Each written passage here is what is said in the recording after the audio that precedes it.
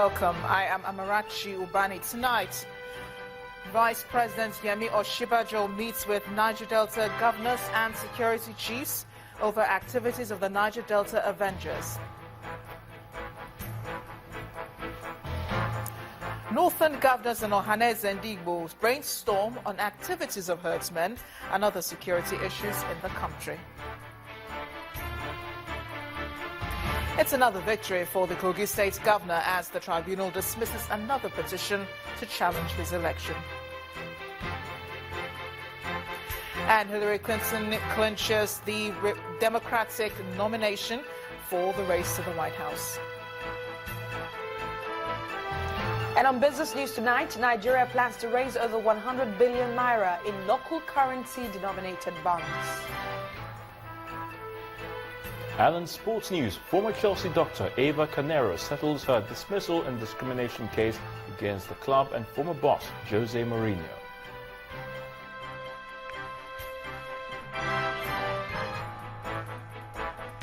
I'm Gloria Umezuke, and from Abuja, Ahmed Makafi takes over the leadership of the People's Democratic Party, pending the conduct of a national convention to elect principal officers.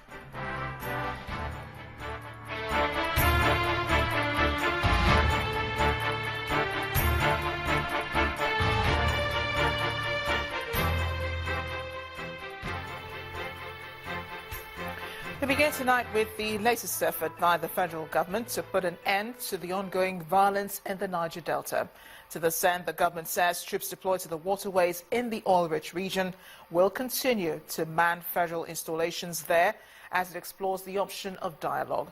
This is one of the resolutions reached at the meeting of the Vice President, Professor Yemi Osinbajo, and governors from the Niger Delta states, service chiefs, and the Minister of State for the Niger Delta. Our State House correspondent, Chukwuma Onekusi, has more. For over 4 hours, Vice President Yemi Osinbajo met with the governors from the oil-producing states, service chiefs, and some ministers in his conference room. They have to find a lasting solution to the blowing up of pipelines and vandalism of oil installations by those who many have described as criminals in the oil-producing states. They were said to have adequately been briefed by service chiefs on the situation in the states. Some of the decisions taken include a synergy between the federal and state governments, collaboration they hope will end the crisis in the region. We believe that we are going to find solutions very soon. One of such is that there's the need for us to share intelligence, which is very important, and for us to be proactive, working together, the states and the officers on ground in the various states to achieve a better result going forward.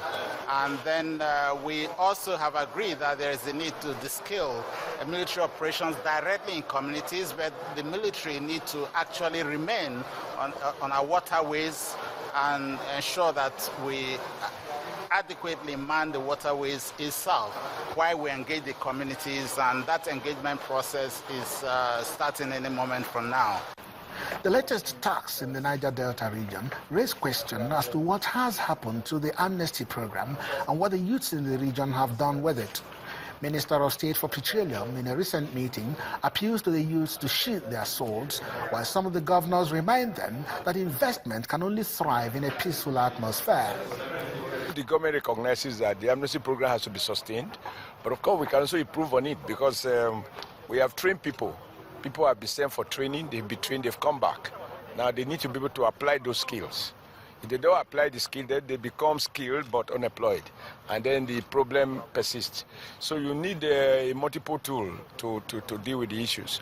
Unfortunately, for the people to be able to apply the skill that they acquire in the course of the amnesty training, they need an environment that is investment friendly.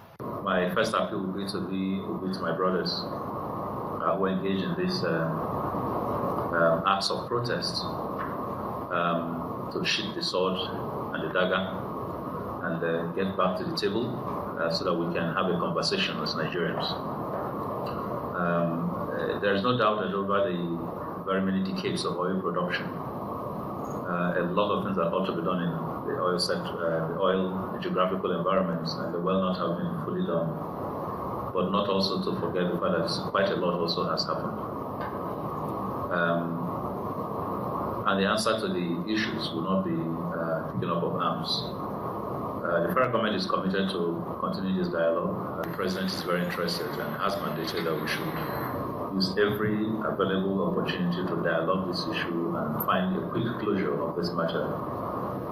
Youths in the Niger Delta region may well sheath their swords and watch the federal government fulfill its commitment to finding a lasting solution to the problems they face in the Niger Delta oil-producing states. Chukwuma Onwekusi, Channels Television News.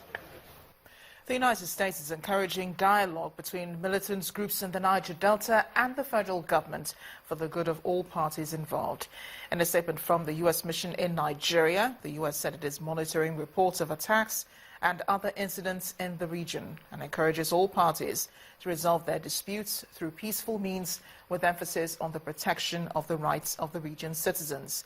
The U.S. government is encouraging Nigerians to persevere in efforts at ending the violence and curbing activities of criminal elements in the region, while governments continue to establish conditions and mechanisms for profound, positive and lasting changes in the region.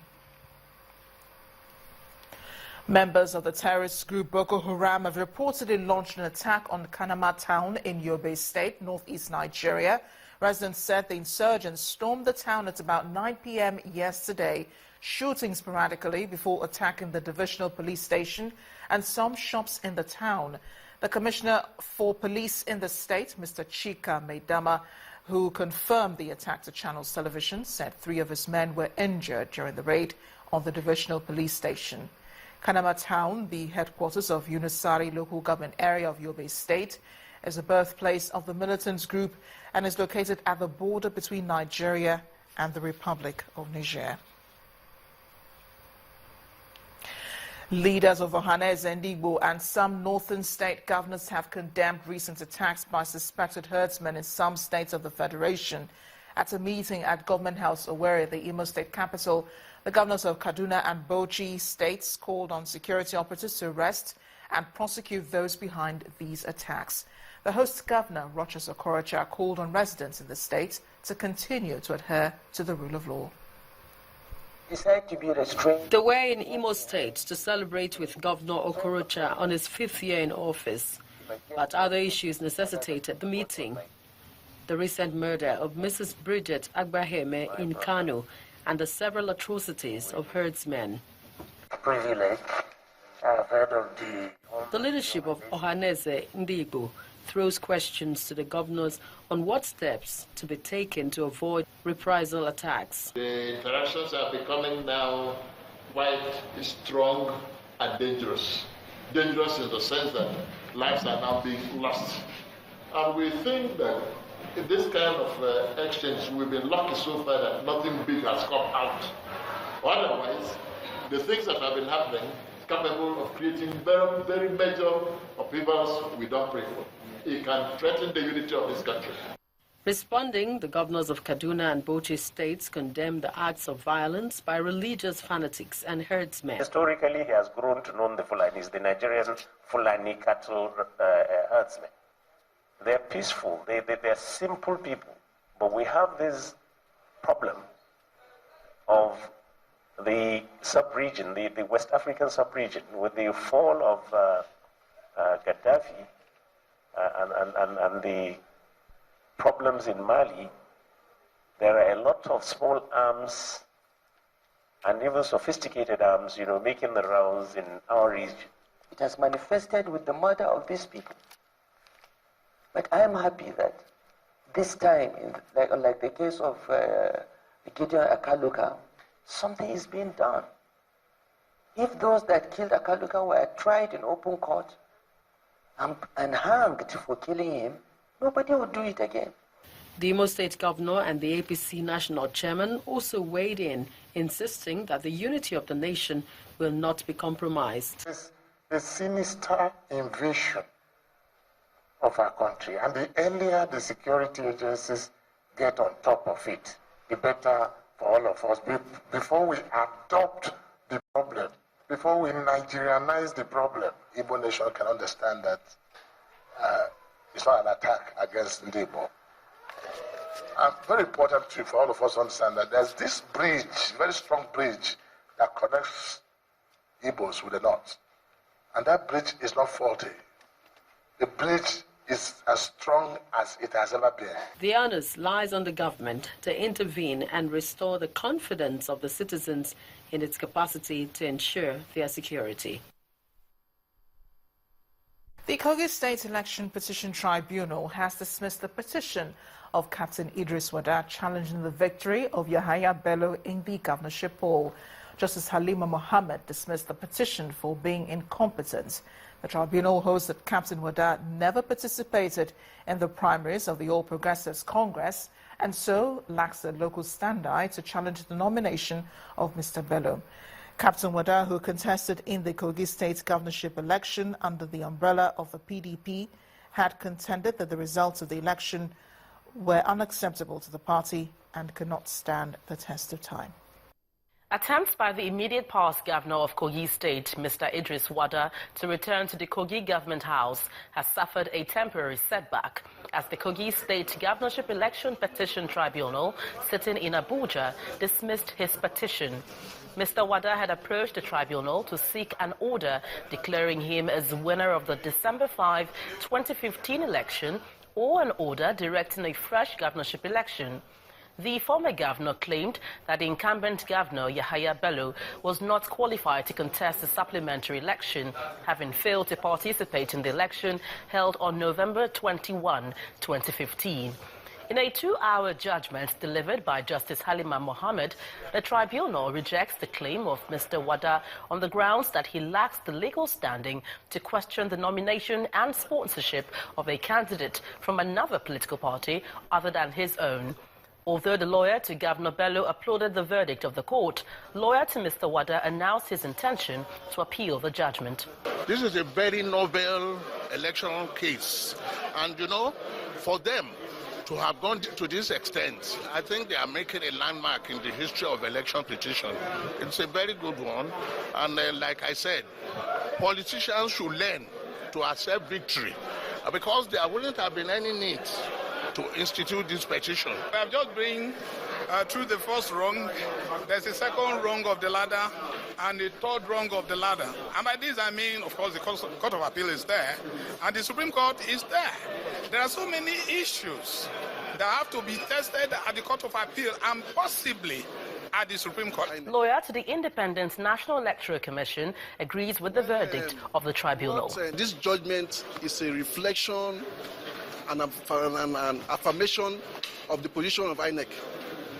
Right from the outset, INEC took a decision, and that decision has been affirmed by the judgment of this court, of this tribunal. So we are very, very happy with the judgment of the tribunal, and it goes to state that INEC, as a law-abiding institution, has taken a position that's a reflection of the position of law.